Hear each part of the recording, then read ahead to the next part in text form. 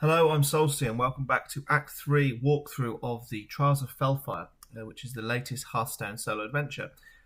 In my first two videos, we've been through part 1 and part 2, and we've picked up these outcasts. The first boss that you'll be fighting in part 3 is Shalja. Shalja is one of the outcasts that you have been working with so far, and you are training against one another to learn the ways of the Demon Hunter to prepare yourself for your invasion into the Black Temple and further on into Mecha Draxus. So we'll go into the first encounter here. Shalja is quite an interesting encounter, primarily because the hero power is a passive hero power that works off of the amount of overloads that she casts. Every time that Shalja casts an overload, she then casts a random lightning spell. So this can be a mixture of lightning spells, the most common being Crackle or Maelstrom Lightning, or it could also be Lightning Storm as well, I believe. But they're the three most common ones. What we'll be doing here is playing for a lot of board control.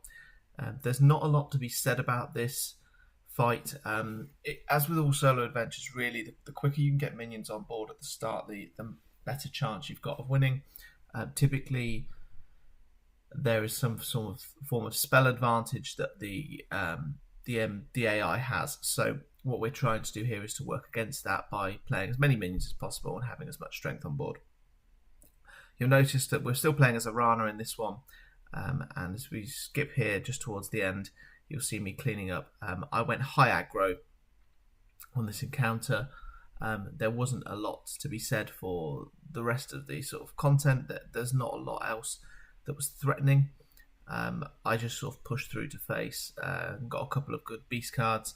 Typically, I was just playing stuff that was sort of high mana value, so it was high reward to low mana cost. A lot of dormant creatures as well sort of come through in this campaign, which are obviously very strong. So here we are, we're wrapping up now. It hits the face, and then all of a sudden I can just attack it, and that's it done. It's a bit annoying actually that when the animation comes up on the left hand side, your furthest left card, actually you can't play for one, but I was just BMing. There was no need for me to play anything else from hand. So that's the first encounter, and without further ado, let's just jump straight into the second.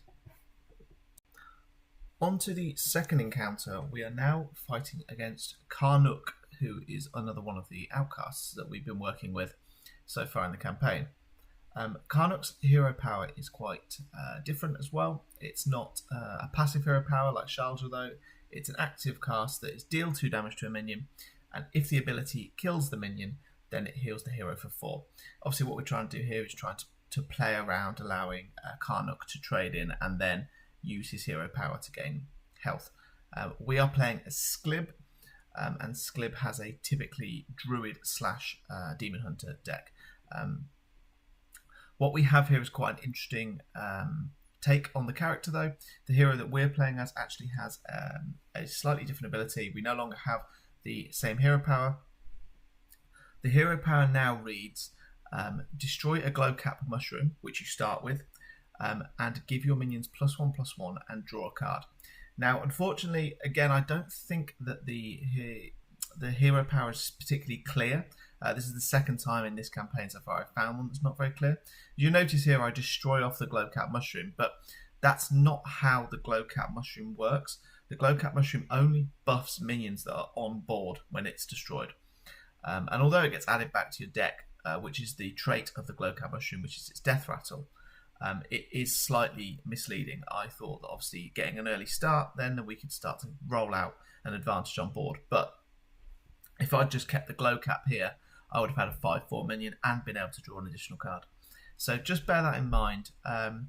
The one thing I would say is that the AI here doesn't seem that intelligent on the Karnuk fight.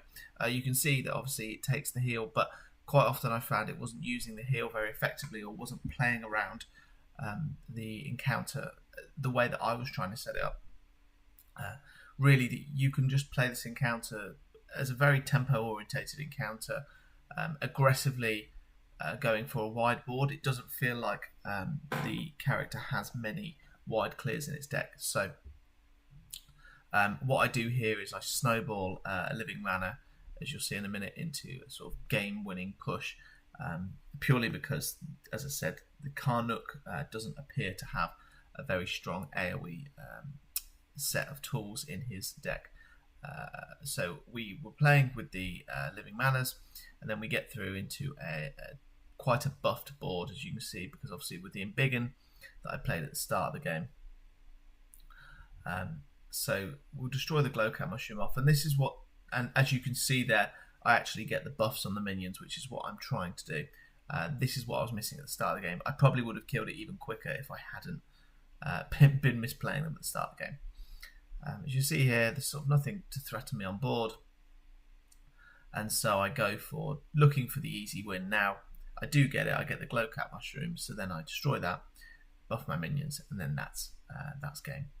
So that's it for boss 2. Again, it's not highly detailed, but it's based on just owning the board, as with Shalja really. The first 2 in Act 3 are all based on board control. Without further ado, we move on to the third boss, which is Jek Haz. Jek Haz is slightly different. Again, it's very similar to Shalja. It has a passive hero power, and the passive hero power states that your minions have Rush and Wind Fury. Now, obviously, in this case, what will be important to realise is that we have to prioritise removal in this fight. We don't want minions. We can't sort of stop minions hitting the board and instantly being able to impact it. But when we leave minions on board, unfortunately, there's quite a lot of death rattle minions in this deck that summon other minions. So they rush, destroy your minion, and then they've got something left over. Typically, they're using the higher level Demon Hunter minion in this example. So, as I said here, we need to board control and make sure to utilise the outcasts. What's happened now is after we beat Shalja, or fought Shalja in the first, and then Sklib fought, as Sklib you fought Karnuk in the second boss encounter. What we've now got is we've got sort of an ascended version of each outcast that we previously had. What this means is that, as you can see them being added to the deck there, they now have additional effects by being played as outcasts, and they now either summon very strong minions or are able to directly impact boards straight away. I've just skipped on here towards the end of the video. As you can see, Karnuk the Ascended actually has quite a powerful ability, which is to he doubles healing still, but he's now 4/8. And also he summons an imprisoned Antaean when he's played as an outcast, which obviously is an instant 10 damage impact. You see here I just played another imprisoned Antaean, but the game is over. I've got more than enough damage. I've got 10 damage from the imprisoned Antaean. I've also got an imprisoned Felhound, and after this attack goes off, we just end the turn, and that's it really. I didn't give the opponent chance to get onto board. I made sure that I used the outcasts, which were the most effective way of maintaining board control. And that's it. So that rolls us through for boss 3, and then we move on to what is the final boss of the act, just coming up. And finally, we move on to Magtheridon Prime, which is the final boss in Act 3. So that will be the final boss for this walkthrough video. Magtheridon Prime's hero power reads: after your hero takes damage, on your turn summon a 2/2 Rusted Felorc. So what Magtheridon is trying to do on his own turns is to damage himself. He's often doing this through playing demons, which obviously allow him to fill the board up, but then also allow the generation of Rusted Felorcs. You'll see here very quickly, pretty much from the get-go, from turn 1, Magtheridon is able to summon these Rusted Felorcs, or potentially turn 2. He has a lot of abilities. Pretty much every card he has in his deck damages himself in some way. And so obviously here I'm building a little bit of pressure on board, which is nice. I'm getting out the minions as early as possible. This was a bit of a mistake. I unfortunately discovered before playing my outcast. So I choose not to, apart from resummon some more demons, I choose not to play the outcast because obviously I've lost the benefit of the card draw. You'll notice though that once Magtheridon does get going, it becomes a little bit of a board management situation. It's unfortunately impossible to stop Magtheridon dealing damage to himself, and also he has cards like the like the Dark Eye that you've just seen, which unfortunately will allow him to maintain mana crystals while also taking damage. So I'm just filtering through the deck here. Again, it's the same hero power that we used to in the sort of solo adventure so far, and also it's quite old actually. This Magtheridon game, although he will always try to damage himself, it's not always the case, as we know that you don't always have the cards in hand that you acquire. Just wanted to talk about the rusted Felorcs though. The rusted Felorcs have the ability that once they attack, they give +1 attack to other rusted Felorcs. Now the importance here is that the Felorcs obviously can just sort of start to accumulate. This is obviously very dangerous, and it's something that obviously you don't want to allow to happen. So there you see the rusted Felorc gets summoned. If it were to attack, it would give another rusted Felorc +1 attack. So obviously the board can get out of hand quite quickly. The easiest way to stay on top of it is just to manage the board. They're only 2 health minions. I would say that they're not very challenging really. Overall, I would rate Shalja and Karnuk as sort of the middle 2 difficulty. I would rate Jek Haz as probably the hardest, with Magtheridon Prime being the easiest.